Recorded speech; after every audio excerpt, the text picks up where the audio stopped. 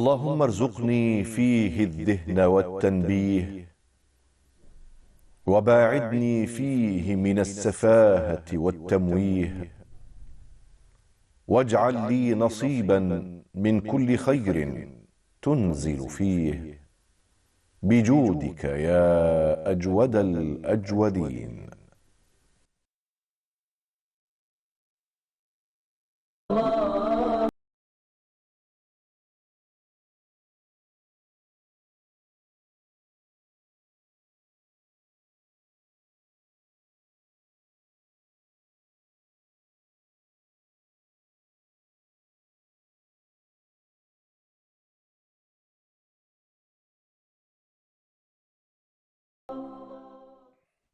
بسم الله الرحمن الرحيم، والصلاة والسلام على أشرف المرسلين. أما بعد, la dernière fois nous avons évoqué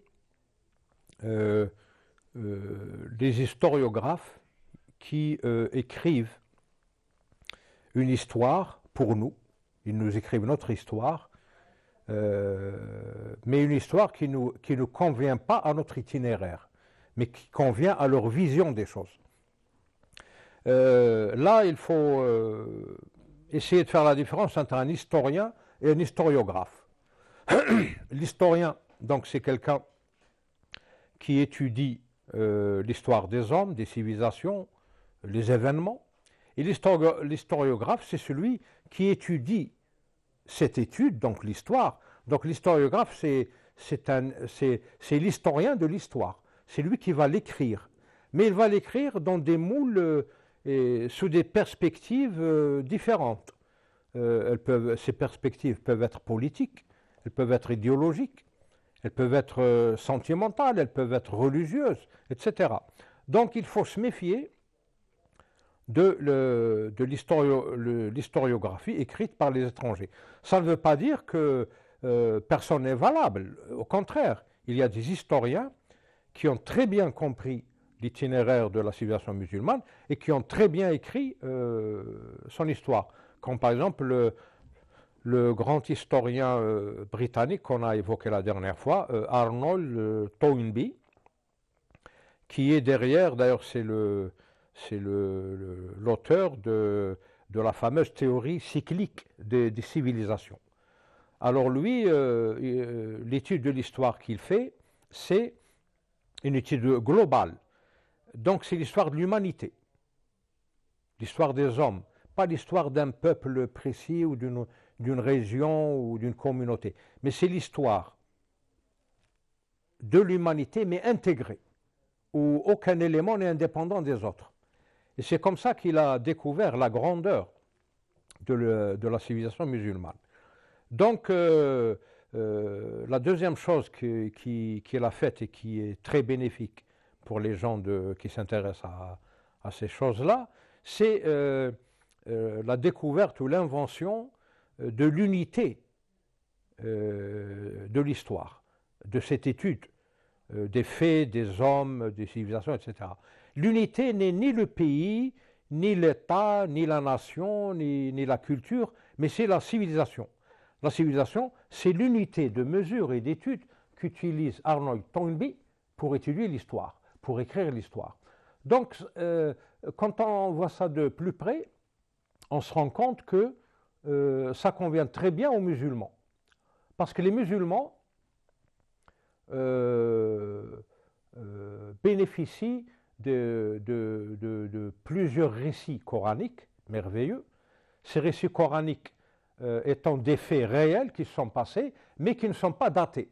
Le Coran ne date pas les récits coraniques. Par exemple, la rencontre de Sayyidina Moussa alayhi salam avec Al-Khidr alayhi salam, l'itinéraire de Sayyidina Ibrahim al-Khalil, ce qui s'est passé avec Sayyidina Yusuf alayhi salam et ses frères. C'est-à-dire, ce n'est pas daté tout ça. C'est des récits, c'est des faits épistémologiques, donc didactiques, mais qui ne sont pas datés. Ça veut dire que c'est à nous, les musulmans, de les dater, donc de les étudier et de les inclure dans notre construction intellectuelle, scientifique et éthique, même éthique. C'est ce qu'on n'a pas fait, malheureusement. Les historiens de du début de l'époque, comme Ibn Kathir, etc., n'ont pas utilisé évidemment par la force des choses des moyens et des méthodes modernes, donc leurs travaux restent limités à leur époque. Mais maintenant, nous avons des éléments d'analyse, des éléments d'histoire opérationnelle extraordinaires qu'on devrait, en tant que musulmans, étudier pour justement rétablir cette dialectique entre l'histoire et la civilisation, notre histoire et notre civilisation.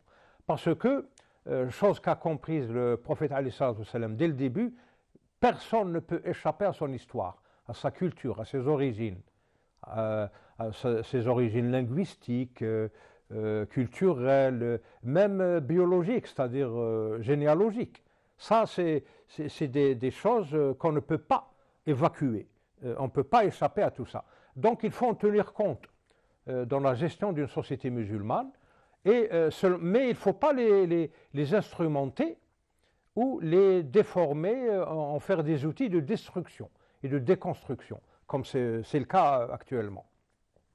Donc cette dialectique entre l'histoire et la civilisation devrait nous aider à retrouver notre voie, la bonne direction, et de réécrire notre histoire en refaisant la lecture des événements qui nous ont précédés et qui nous ont fait. C'est vital, on ne peut pas échapper à cette obligation. Donc,